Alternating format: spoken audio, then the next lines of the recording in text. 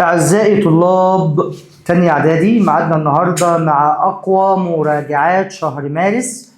إحنا هنراجع على الوحدة الأولى والوحدة التانية، وهنحاول نراجع على الدرسين اللي خدناهم من الوحدة التالتة. الدروس خدناها كلها بسيطة، إحنا هنفتكر كده مع بعض بس النسبة والتناسب والحاجات دي في حل الأسئلة. ده بالنسبة للوحدة الأولى. أول سؤال بيقول لي إذا كانت A إلى B بتساوي C على D، ينفع أكتبها A على B بتساوي C على D بتساوي K. عاوز قيمة المقدار ده. ال A ضربها في 2 وال B ضربها زيها في 2 وال C ضربها في 5 وال D ضربها في 5 زيها، يبقى كله بيساوي إحدى النسب. A على B ينفع، C على D ينفع. هو بيقول لي لا تساوي A على B ينفع وسي على دي ينفع، وايه ناقص سي على دي ناقص بي ما ينفعش، المفروض بي ناقص دي، يبقى هي الاختيار ده لا يساوي. اذا كان ايه على بي بتساوي بي على سي بتساوي 3، ده تناسب متسلسل، يعني الايه بيساوي 9 سي 3 تربيع اللي هي كي تربيع سي، والبي بيساوي 3 سي. فما قيمة المقدار 2 ايه يعني 18 سي زائد 3 بي يعني 9 سي على 4 بي يعني 12 سي ناقص 3 سي يعني 3 سي. 18 زائد 9 27 سي على 9 سي، السي راحت مع السي 27 على 9، يبقى الاختيار بتاعنا 3. إذا كانت 3 اكس بيساوي 5 واي بيساوي 4 زد، فإن اكس إلى واي إلى زد أنا عايز مقاماتهم، فأنا عاوز اكس لوحدها فوق وواي لوحدها وزد لوحدها، فهنقسم على العامل المشترك ليهم كلهم. يعني إيه؟ يعني هنقسم كله على 60 مثلا، نقسم على 60، ده على 60 وده على 60 وده على 60. احنا كده ما غيرناش حاجه. هنا عدتها فيها الواحد عدتها فيها ال20، يبقى اكس على 20 بيساوي على الخمسة فيها الواحد على الخمسة فيها ال12، يبقى واي على ال12. ده بيساوي على الأربعة فيها الواحد على الأربعة فيها ال15، يبقى زد على 15، يبقى اكس إلى واي إلى زد 20 إلى 12 إلى 15. الاختيار ب. ما السلسل المتناسب للكميتين اكس ناقص واي واكس تربيع ناقص واي تربيع؟ الأول أنا عشان أجيب لازم أعرف هو تناسب عادي ولا تناسب متسلسل. دول كميتين فقط وهو عايز التالت بتاعهم، يبقى دول 3 نسب فقط، يبقى لازم يبقى متسلسل. يبقى اكس تربيع ناقص واي تربيع على اكس ناقص واي بيساوي اكس ناقص واي على التالت وليكن n. يبقى ال بتساوي اكس تربيع اكس ناقص واي في اكس ناقص واي على اكس تربيع واي ناقص واي تربيع. اكس ناقص واي في اكس ناقص واي على اكس ناقص واي في اكس زائد واي. احنا حللنا ده، اكس ناقص واي راحت مع اكس ناقص واي، يبقى هو اكس ناقص واي على اكس زائد واي. اكس الاختيار ده. على فكرة الملزمة كلها بأسئلة كل الدروس موجودة معاك في الوصف، تقدر تفتحها وتراجع وتحل باقي الأسئلة اللي احنا مش هنحلها في أي وقت. السؤال اللي بعده، إذا كانت النسبة بين أطوال أضلاع مثلث هي نص إلى تلت إلى ربع. أنا ما أعرفش أجيب أطوال أضلاع مثلث والنسب عندي كسور كده، فأنا عاوز أضربهم كلهم في عدد، أضربهم كلهم في عدد بحيث تبقى دي كلها أعداد صحيحة. طيب ايه العدد اللي ينفع اقسمه على 2 وعلى 3 وعلى 4؟ المضاعف المشترك الاصغر هو 12. الاولى في 12 ب6 والثانيه في 12 ب4 والثالثه في 12 ب3. يبقى النسبه بين اضلاع المثلث 6 الى 4 الى 3. هو مديني محيطه يعني مجموع الاضلاع، يبقى مجموع الاجزاء ب13. هقسم المحيط اللي هو مجموع الاضلاع على مجموع الاجزاء 104 13 هيطلع 8. يبقى طول الضلع الاول 8 في 6 ب 48، وطول الضلع الثاني 4 في 6 ب 24، 8 في 6 8 في 4 ب 32، 32 و3 في 8 ب 24 الضلع التاني. هو عايز أكبر ضلع في المثلث طوله كام؟ يبقى 48 سنتيمتر والسؤال خلص.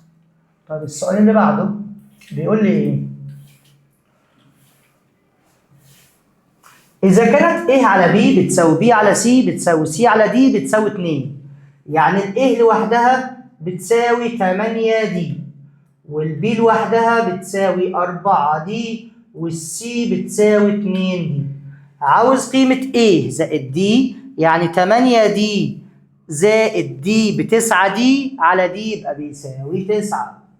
الوسط المتناسب بين العددين، دايما قلنا الوسط المتناسب بيساوي موجب أو سالب الجذر التربيعي لحاصل ضرب الطرفين. 3 في 48 ب 120 و24 144 يبقى موجب أو سالب 12. إذا كانت A وB وC وD في تناسب متسلسل، وهنا لازم يقول لي متسلسل عشان لو ما قاليش كان بقى تناسب عادي، عشان دول عدد الكميات زوجي. فاثبت ان الاول قبل ما نبص على الاثبات ده اصلا انا هقول له بما ان A وB وC وD 4 كميات في تناسب متسلسل، يبقى A على B بتساوي B على C بتساوي C على D، كل ده بيساوي K. يبقى ال A بيساوي D K أس 3 وال B بتساوي K دي كي أس 2 والسي بتساوي دي كي فقط. الطرف الأيمن بي أو الأيسر الأول، الطرف الأيسر بيساوي A ناقص B على A ناقص 2B زائد C. ده كله بيساوي ال A جبناها بكام؟ بدي كي أس 3 ناقص البي جبناها بكام؟ بدي كي أس 2 على A بدي كي أس 3 ناقص 2B يبقى ناقص 2 دي كي أس 2 زائد دي كي. عامل مشترك من فوق دي كي أس 2، فتحنا قوس اتبقى معايا كي ناقص 1 على اللي تحت دي كي أس 3 ودي كي أس 2 ودي كي، هناخد دي كي عامل مشترك بس، اتبقى معايا كي أس 2 ناقص 2 كي زائد 1. الدي راحت مع الدي والتربيع راح مع الكي، يبقى فضل معايا وده هيتحلل ده مربع كامل، يبقى كي ناقص 1 في كي ناقص 1 هتروح كي ناقص 1 مع الكي ناقص 1 تحت، يبقى اتبقى معايا فوق كي وتحت كي ناقص 1. ده الطرف الأيمن.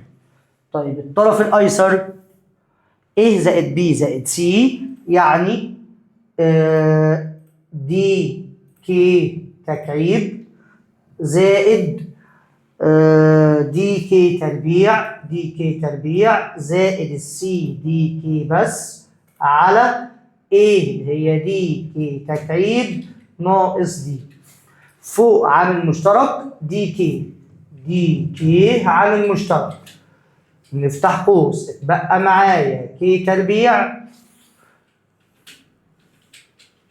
تربيع زائد كي زائد 1 على دي كي تربيع كي تكعيب ناقص 1.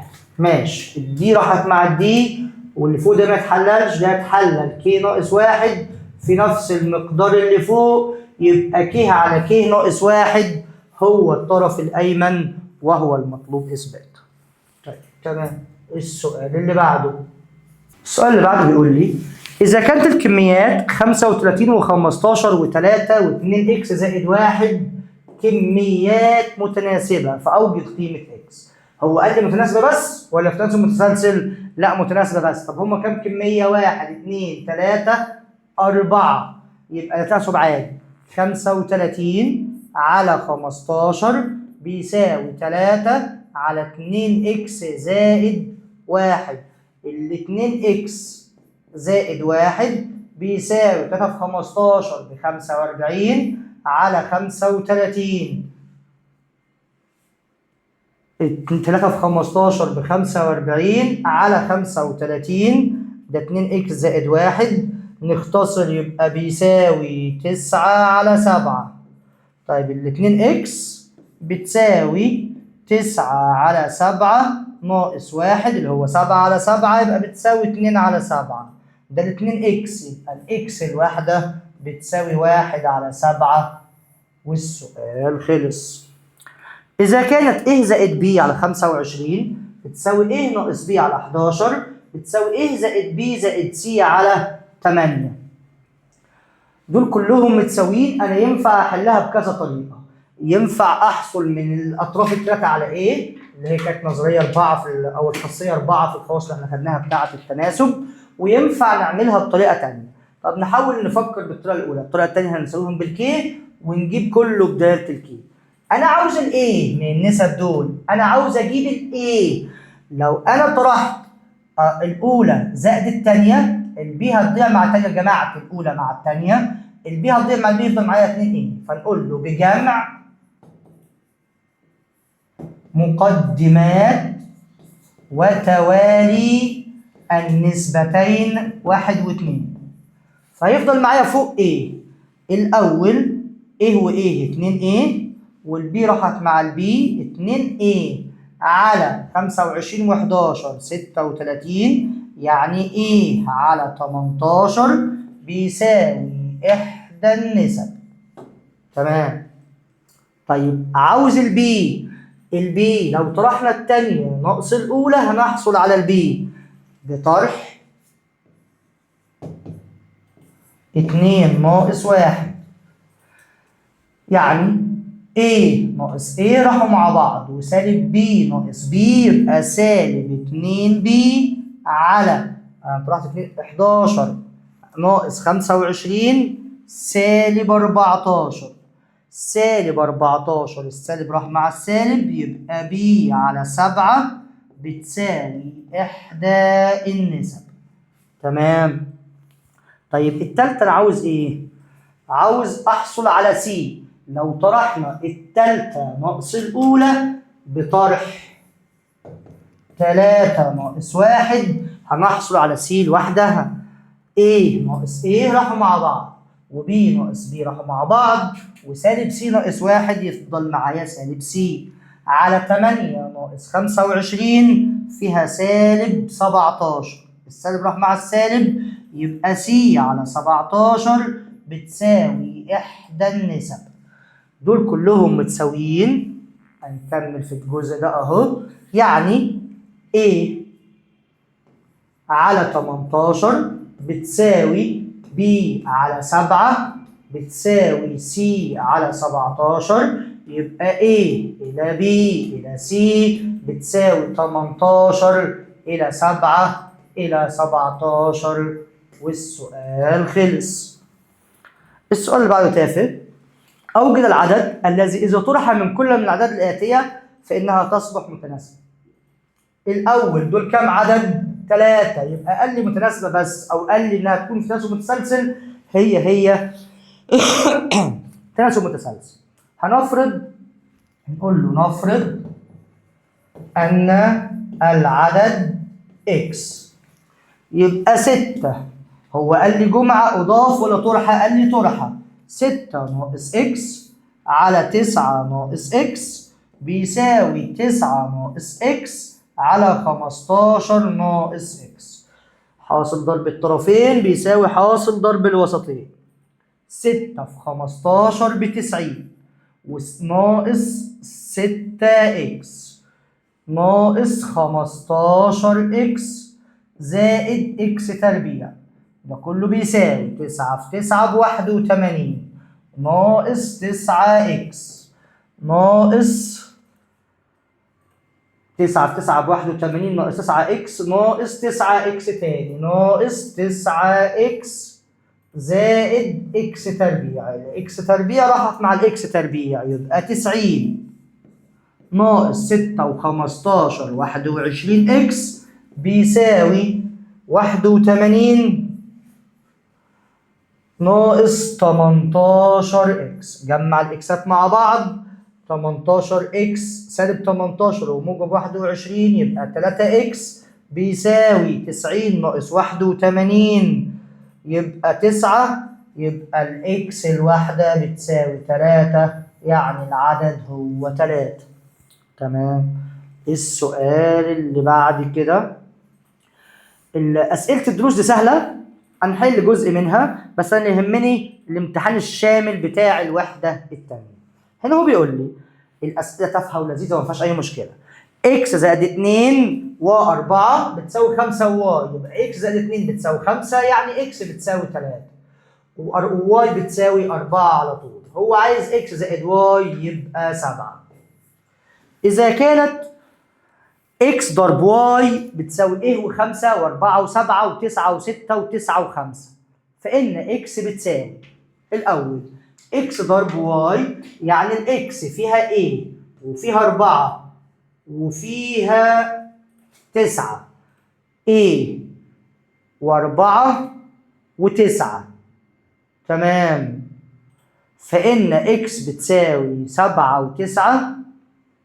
تمام. يبقى الاكس المفروض انها بتساوي، لازم في الاكس موجود 4 ولازم موجود 9، وممكن يبقى مش موجود اي حاجة تانية بس لازم فيها 4 و9. ينفع 5 و9 بس من غير 4؟ لا. ينفع 4 و7؟ لا. ينفع 7 و9 بس؟ لا. يبقى ينفع 4 و9، وفي الحالة دي تبقى الايه ب4. اذا كانت الاكس بتساوي 4 و7 و9، وكان ان الاول ان اكس بكام؟ ان اكس عشان هو مستخدم ان اهو، ان اكس ب3 وان اكس ضرب واي ب6، يبقى لازم ان واي ب2، بس هو مش عاوز ان واي، هو عاوز ان واي تربيع تبقى ب4. الى اي حاصل ضرب ديكارتي كل مما ياتي او كل مما يلي تنتمي النقطه 3 وجذر 4. الاول تركز في كل الاعداد، يعني الان الاول ينفع، الزت ينفع، الار ينفع، اي حاجه. المهم الجذر 4 ده بكام؟ الجذر 4 ده ب2. طب ما الاثنين فيهم كلهم في الان وفي الزت وفي الار، يبقى كلهم جميع ما سبق. اوجد قيمه كل من اكس وواي. اكس زائد 1 ب4، اكس زائد 1 بتساوي 4، يبقى الاكس بتساوي 3. وواي ناقص 1 بتساوي 7، يبقى الواي بيساوي 8. وجبنا الاكس والواي، والاسئله تافهه، انا مش عايز اطول عليكم، خلينا في الدروس اللي بعد كده. طب نحل السؤال ده ونخش على مراجعه الوحده الرابعه كلها. الاول هنا بيقول لي ايه؟ اي علاقات الاتيه تمثل داله من اكس الى واي؟ سهله. هنا اكس خرج منها سهم، لكن الواحد خرج منها سهم، لكن الاثنين خرج منها سهمين، دي ما تنفعش. التلاته خرج منها سهم، لكن الاربعه خرج منها سهمين، ما تنفعش. هنا اهو الخمسه طلع منها سهم والسته طلع منها سهم، لكن السبعه ما خرجش منها اسهم، ما تنفعش. هنا الواحد خرج منه سهم والاثنين سهم والتلاته سهم، هي العلاقه بتاعتنا اللي صح. احنا هنسيب كل ده، انا هسيب لك المذكره او الملزمه في الوصف، انت ادخل وحلها، انا هدخل على مراجعه الوحده الرابعه على طول. الوحده الثانيه اقصد. ايوه ده تقييم الوحده الثانيه. بيقول لي ما مجال الداله؟ المجال هو عناصر المساقط الاولى، يعني 2 و6 و9 اللي هو ده. اذا كان ان اكس ضرب واي بيساوي 12 وان اكس تربيع ب 16، ان اكس تربيع ب 16 يعني ان اكس لوحدها ب4. طيب وان اكس ضرب واي ب 12 يبقى ان واي لوحدها ب3، يبقى ان واي تربيع بيساوي 9. اذا كان سعر السياره بعد تي سنه من شرائها يعطى بالجنيه بالداله اف اوف تي بيساوي 1,200,000 ناقص 50,000 تي، فبعد كام سنة يصبح سعر السيارة 800,000 جنيه. أنا عاوز أعرف أحط تي بكام عشان يدينا 800. أنا هساوي له 1,200,000 1,200,000 ناقص 50,000 تي، ده كله بيساوي 800,000. ال 500,000 تي تيجي هنا بالموجب تبقى 50,000 تي. 50,000 تي بيساوي 1,200,000 ناقص 800,000 يعني 400,000. 400,000. أنا عشان التي هقسم على 50,000 يبقى التي بتساوي 400 على 50 يعني بتساوي 8. يبقى الإجابة 8. يعني بعد 8 سنين هيبقى سعر السيارة 800,000. سعر السيارة بيقل طبعا كل سنة عشان هي بتقدم. إذا كانت f of x بتساوي 3، حلو قوي السؤال ده. f of x بيساوي 3 زي ما قلنا في الشرح، دي دالة ثابتة.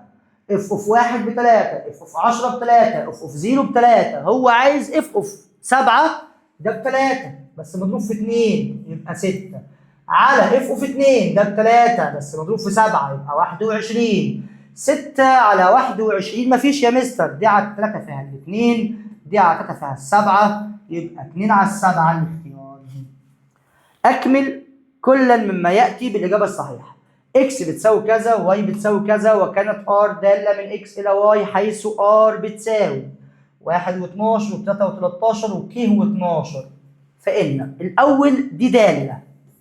يعني إيه دالة؟ يعني كل عنصر من x خرج منه سهم.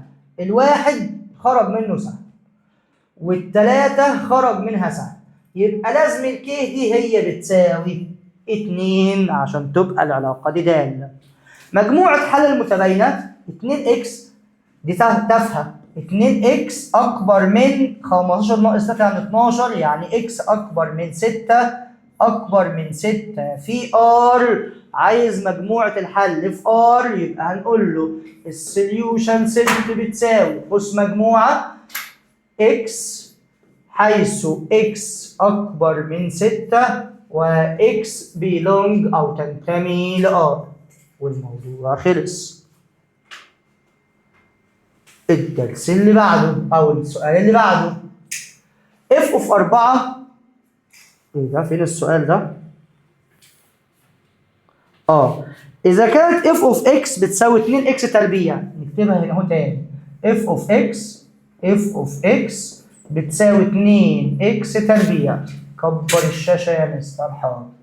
فإن f of 4 أشيل x وأحط 4 يبقى 2 في 4 تربيع ب 16 ناقص f of 2 يعني 2 في 2 تربيع ب 4.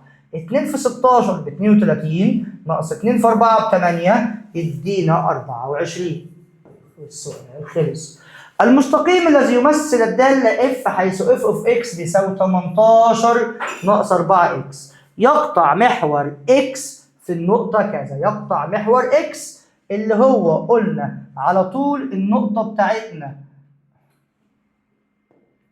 لو انت فاكر يقطع محور y في النقطة صفر و b. تمام. ويقطع محور x في النقطة سالب b على a وصفر. طيب مين هنا b ومين هنا a؟ خلي بالك ال a هي سالب 4 وال b هي اللي بموجب 18. سالب b على a يبقى سالب 18 على سالب 4 يعني 18 على 4 يعني 4 ونص وصفر. يقطع محور x في النقطة 4.5 وصفر. أجب عن الأسئلة الآتية. أوجد مجموعة حل المتباينة. دي متباينة مكونة من 3 أطراف، وإحنا اتعلمنا نقراها من الطرف اللي في النص. 2x زائد 5 أكبر من سالب 3 وأقل من 13. أنا عندي خطوات ثابتة بمشي عليها. فك الأقواس أول حاجة، مفيش أقواس. تجميع الرموز في طرف واحد كلهم في الطرف الأوسط. التخلص من العدد المضاف اللي هو موجب 5، فهتبقى 2x لوحدها في النص وأكبر من سالب 3 ناقص 5 وأصغر من 13 ناقص 5. الأول نقسم نطرح دول. سالب 3 وسالب 5 يبقى سالب 8 و2x زي ما هي، وده 13 ناقص 5 يبقى 8. يعني الإكس الواحدة أكبر من سالب 4 وأقل من 4، يبقى الفترة بتاعتنا من سالب 4 لغاية 4 بس فترة مفتوحة عشان مفيش يساوي. دي مجموعة حل المتباينة بتاعتنا. مثل بيانين الدالة f of x بيساوي 3x ناقص 1. عشان أمثل أي دالة بيانيا لازم أجيب 3 نقط للدالة أو تمر بيهم الدالة. فنحط له مثلا x ب1 وx ب0 وx ب2. فأول حاجة هنجيب له f of 0. أي أعداد طبعا من عندك. f of 0 بيساوي 0 ناقص 1 بيساوي -1. يبقى أول زوج مرتب 0 وسالب 1. تاني حاجة f of 1 بيساوي 3 ناقص 1 بيساوي 2. يبقى 1 و2. بعد كده f of 2 بيساوي 6 ناقص 1 بيساوي 5. يعني النقطة 2 و5. على الشبكة التربيعية همثله الثلاث نقط دول وهوصلهم له بخط مستقيم. هيطلع التمثيل البياني للدالة. هنا هو بيقول لي إذا كانت x بتساوي كذا وy بتساوي كذا فأوجد x ضرب y وy تربيع. هقول له x ضرب y بيساوي مين الإكس؟ 1 و3 و7 ضرب مين الواي؟ 5 و9.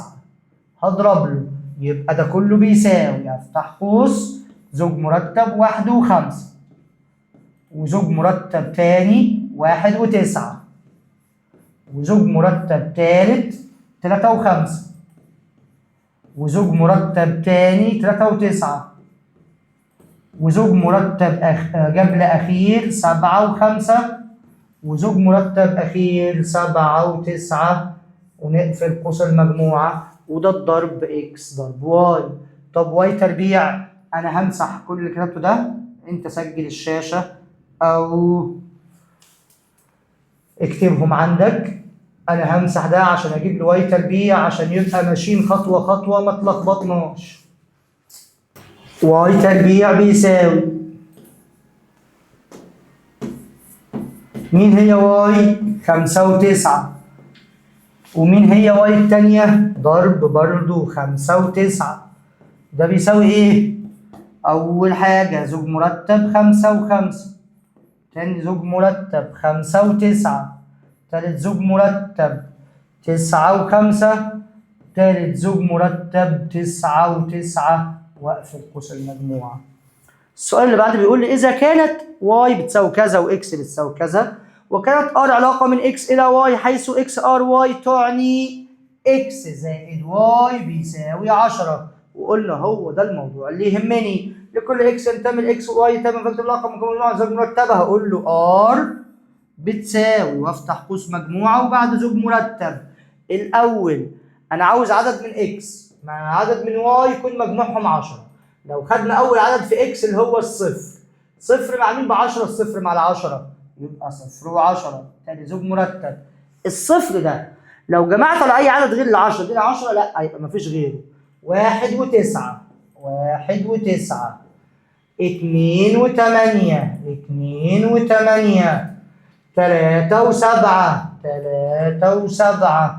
طيب في حاجة هنا في اكس؟ لا مفيش. نقفل قوس المجموعة. طيب تمام. هنا اهو كتبناها كأزواج مرتبة. هو مثل العلاقة بالمخطط السهمي. المخطط السهمي مستطيلين زي بعض. الأول اكس والتاني واي. اكس فيها مين؟ اكس كلها من 0 ل 3. 0 1 2 3. وواي كلها 6 7. ماشي من 6 7 8 9 10. احنا موصلين الصفر بالعشرة. ادي الصفر بالعشرة والسهم اهو. والواحد بالتسعة اهي. والاتنين بالتمانية اهي. والتلاتة بالسبعة اهي. تمام. عملناها بمخطط سهل. موضحا المجال ومدى الدالة. المجال كل عناصر اكس 0 1 2 3. طيب المدى العناصر اللي رايح لها اسهم. هقول له المدى بيساوي مين العناصر اللي رايح لها اسهم؟ المجموعة 7 و8 و9 و10 فقط.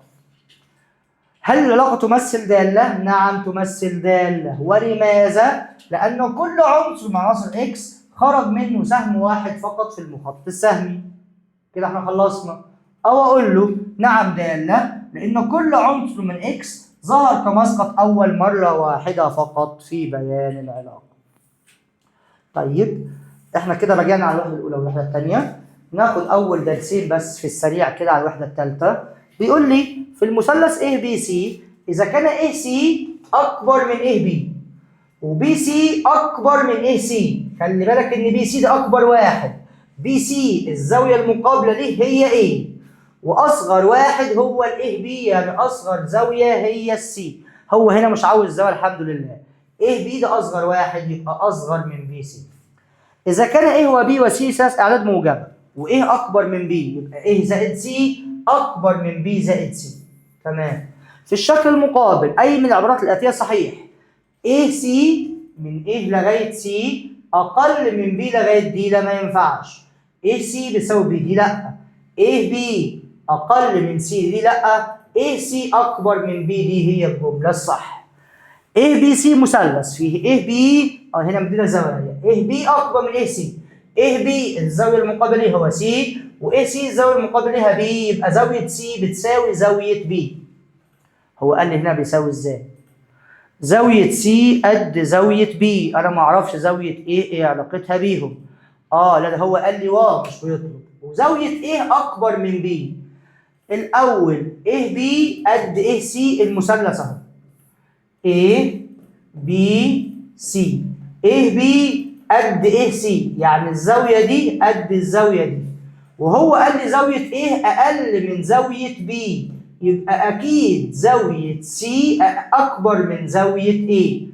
تاني هو قال لي A أقل من B، يبقى C أقل، يبقى A أقل من C، يعني C أكبر من A.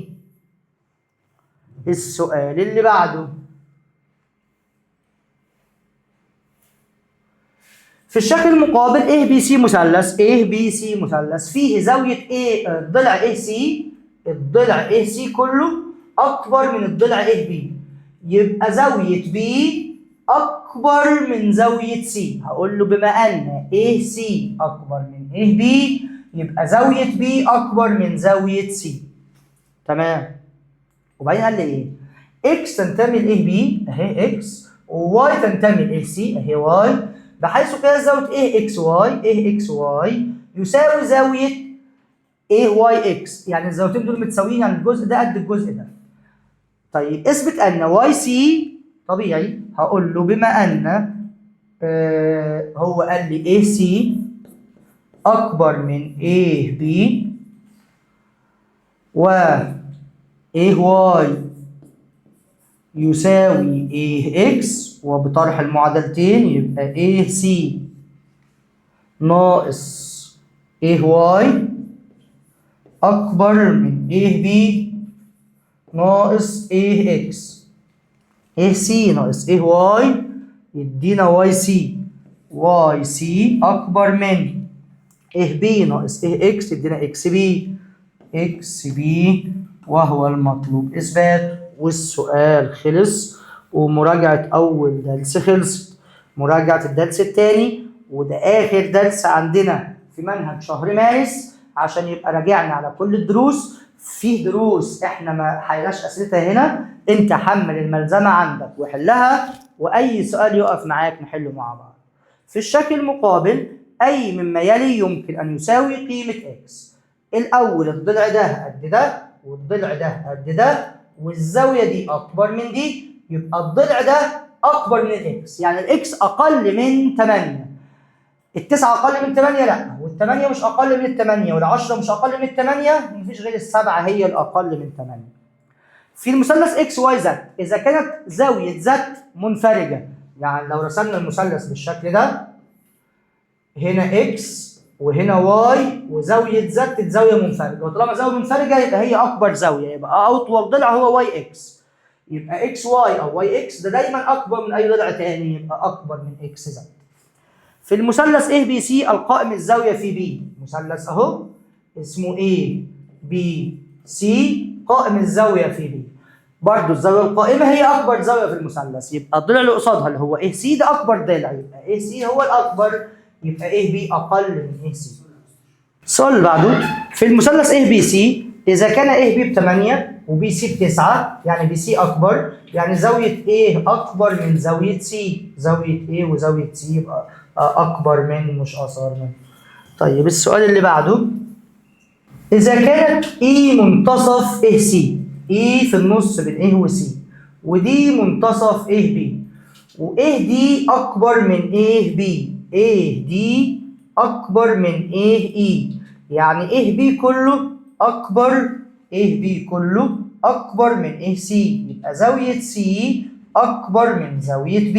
اثبت أن هثبتها لي بالطريقة دي.